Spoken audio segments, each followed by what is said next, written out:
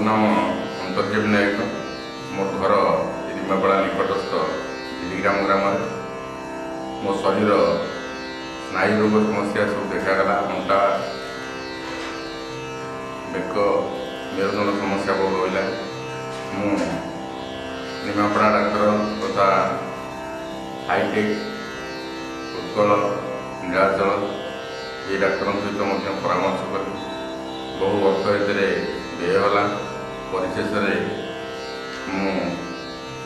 उपनीत heli जे ये कौन निर्दिष्ट औषध ना ऑपरेशन निहाती आवश्यक एवं ए बहुल अर्थर आवश्यकता अच्छी किंतु रोग भल हमार कौन ग्यारंटी ना। मुझे निवृत्त हेली जहाँ भाग्य भल मु जड़े योग शिक्षक श्रीयुक्त ब्रजराज नंद महोदय संस्पर्श आसिली।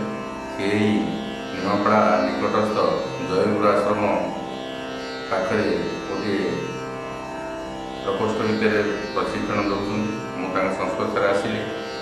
आसला से मत योग मध्यम अनेक आसन शिखाइले। मुझे वर्तमान सुस्थ अच्छी। जो डाक्तर मैंने मत समय 2 मास अवधि देते जे मात्र 2 मास जीवन काल तुम अच्छी किंतु मुझे योग नेला संपूर्ण सुस्थ अनुभव कर भल अच्छी। मु कामना कर समस्ते जो मैंने असुस्थ अच्छा से डाक्तर परामर्श सहित योग शिक्षक सहयोग नि बिना अर्थरे रोग भल हो पार। योग प्रति समस्ते आकृष्ट हूँ। योग रोग भलकार प्रधान सहायक ए सन्देह नहीं।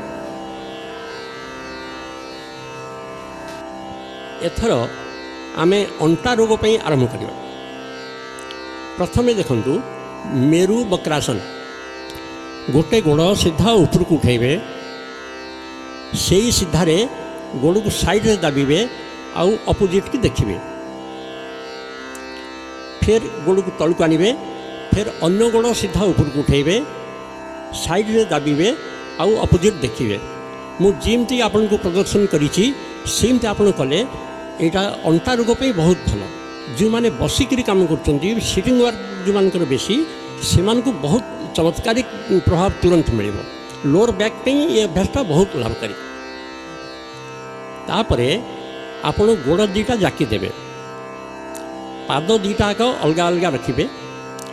हाथ दुईटी की कांधर 2 साइड रे लंबे नेबे। गोड़ दीटा मुझे आपन को देखी अभ्यास रे सेमती आप दाबिबे अपोजिट देखिए। फिर एपट को दाबिबे अपोजिट देखिए।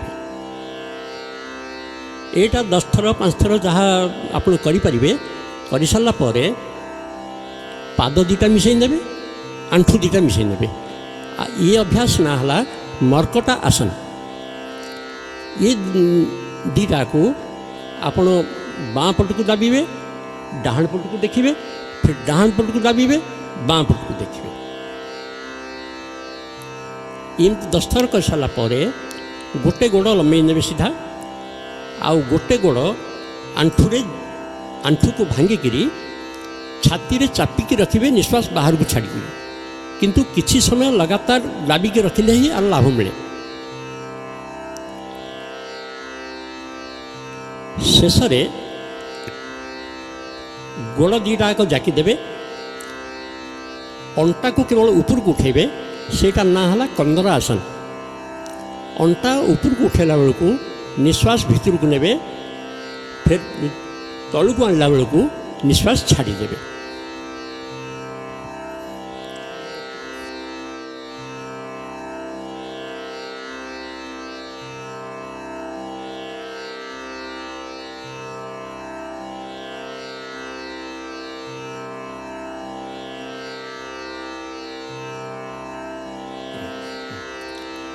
सल्भासन पेट माड़ी शोई पड़े।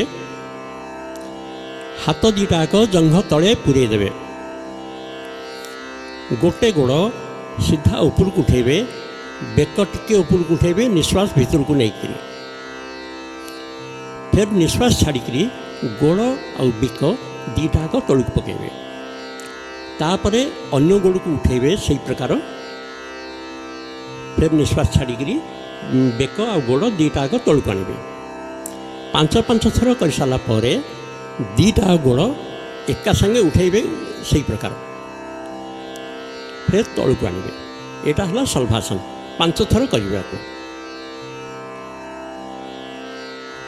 तापरटा है भुजंग आसन हाथर पापुली की कांधर ठीक तले रखिए